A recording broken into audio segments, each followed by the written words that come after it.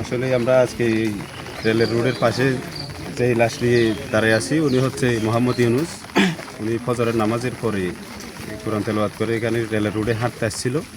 হাঁটার পরে অতর্কিত অবস্থায় রেল অ্যাক্সিডেন্ট, ওর শরীরের অঙ্গ প্রত্যঙ্গ টুকরো টুকরো হয়ে গেছে, যা দেখার মতো কোনো ভাষা নাই।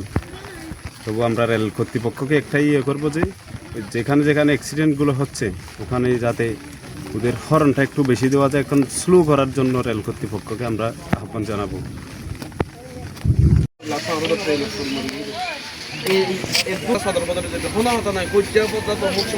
এখন